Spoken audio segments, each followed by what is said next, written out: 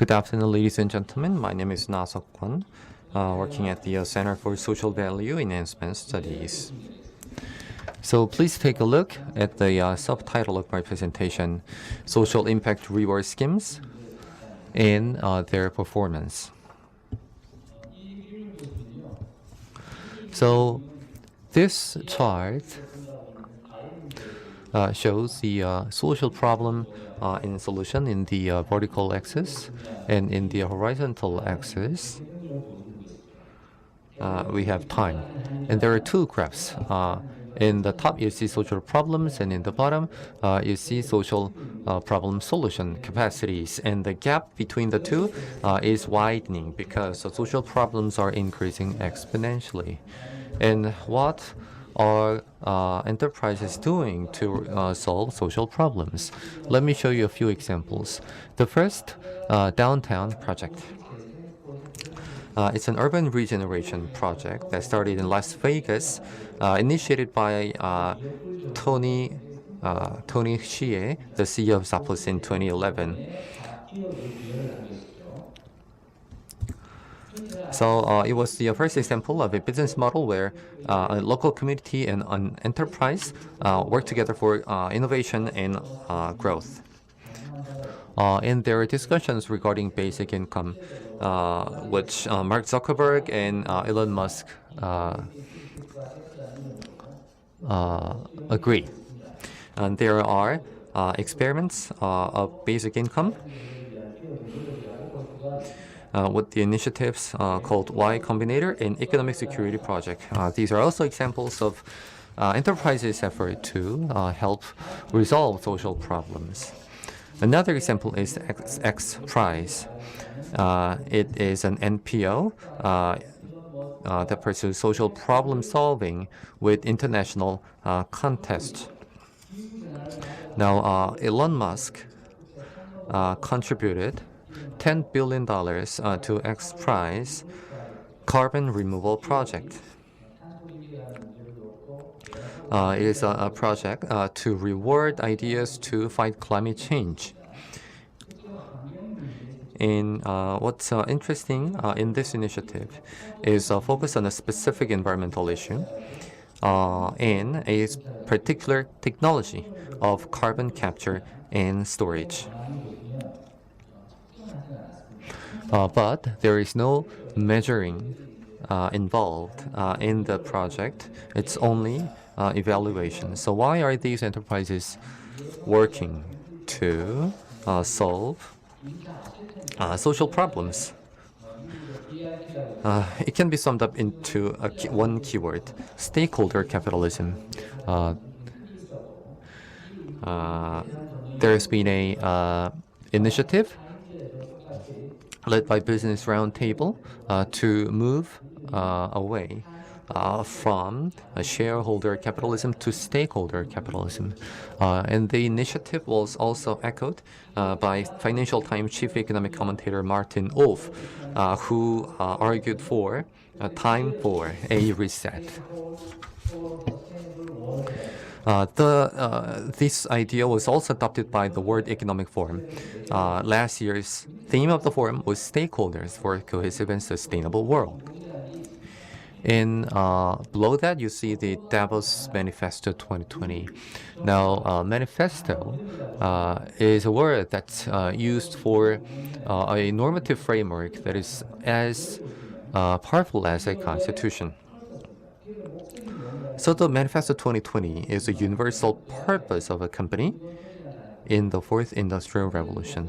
So it's about purpose of a company, and it's about universal purpose that applies to all companies around the world.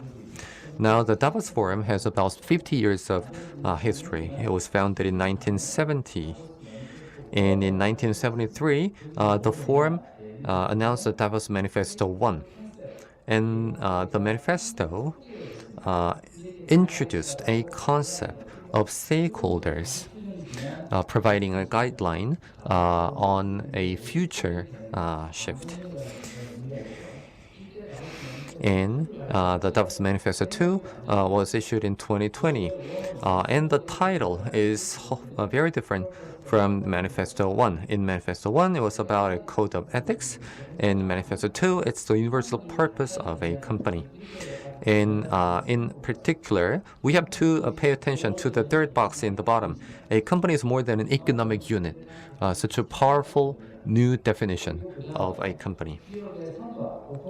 And it also says performance must be measured not only on the return on shareholders, which is economic return, but also on how it achieves its ESG objectives. The manifesto specifically mentioned measurement in its narrative of stakeholder capitalism. And as I will explain more in detail later, there have been many social performance reward schemes regarding the measuring the social performance of companies. So there are many different schemes like PBR, SIB, SII, NC, and SPC. The first example is payment by result, or PBR. So since there are results, you have to measure it. So in PBR, private entities are paid based on the results they create. And the results have to be measured.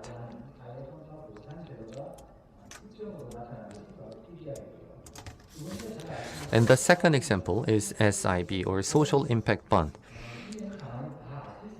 And I think many of you already know about this scheme. In Social Impact Bond, the government agrees on social impact targets with a private entity. And if the targets are met, the government rewards the investors in their private entity. And the impact is also measured in the scheme. So there have been some real examples of SIB. The first one is the Petersboro SIB. The goal was to reduce the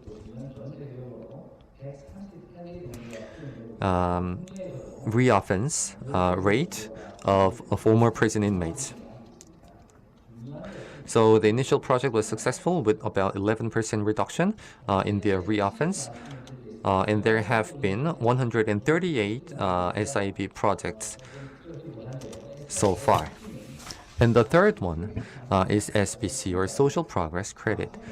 It is a scheme to measure social performance created by a social enterprise in monetary value and providing cash incentives in proportion. So the scheme was first applied in 2015, and so far there have been 288 enterprises that created social value or social impact worth 71.4 billion won. So there is measurement involved and cash incentive. And the fourth one is social impact incentive, or SIINC. So here, the social impact is also measured and incentives are provided. And what can be more effective is to attract investors for the creation of more social impact. So this scheme started in 2016 by Swiss Agency for Development Cooperation and Roots of Impact. And it was first applied to a project in Mexico. Now, the SIINC is a project-based scheme. There have been 6 such projects now in operation, and there's no example in Korea yet.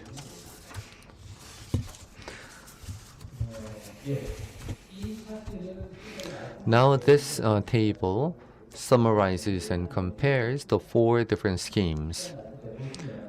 You can take a closer look after the forum. So what are the implications of these schemes?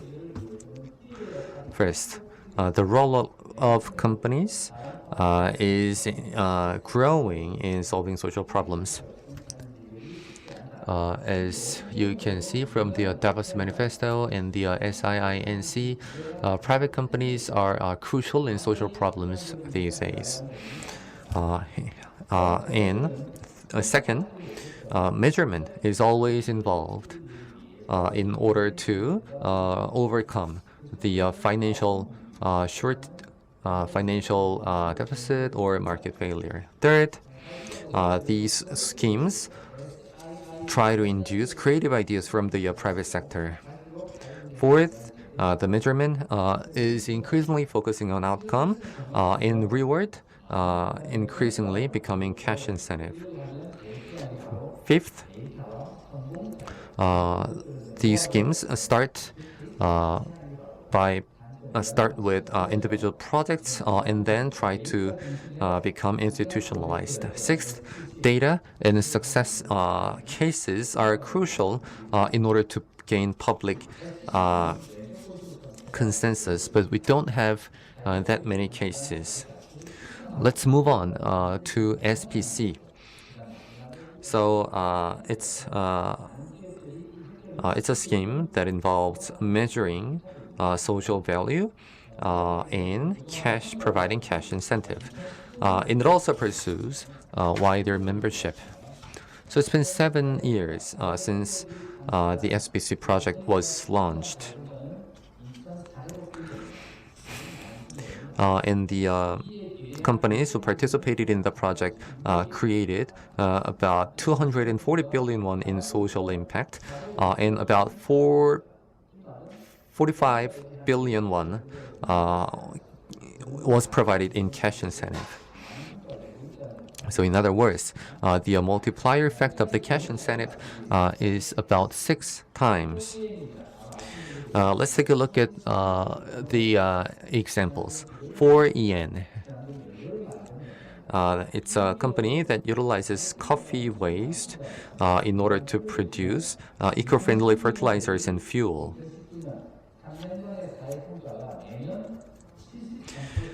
And when you look at the growth rate in social value created by 4EN, it increased by 73% annually between 2016 and 2019.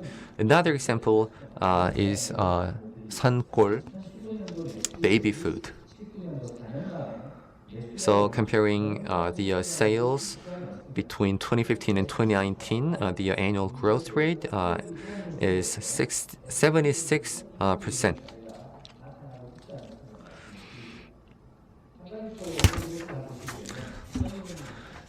Now this chart shows the cash incentives provided to companies creating social value, and we were concerned that the pandemic would actually hamper companies in social value creation, but that was not true. The social value actually increased with more attention given to companies creating social value. So we provided more cash incentives. And as I said earlier, we need data and success cases, and that's why we are conducting academic research and writing papers. On the left, you see a paper on a business case written by a Harvard professor. So SPC is now studied in Harvard. And on the right, you see an outcome of a co-research with Professor Shin Jae-young. The paper is about social performance incentives in mission-driven firms. And this paper was officially adopted by Management Science, which is one of the top 5 journals in business management studies. So we can see that in academia, the effectiveness of SPC is now being actively discussed. Of course, the effectiveness of SPC has to be measured and validated more. I hope you can continue to help us to help us to make more progress.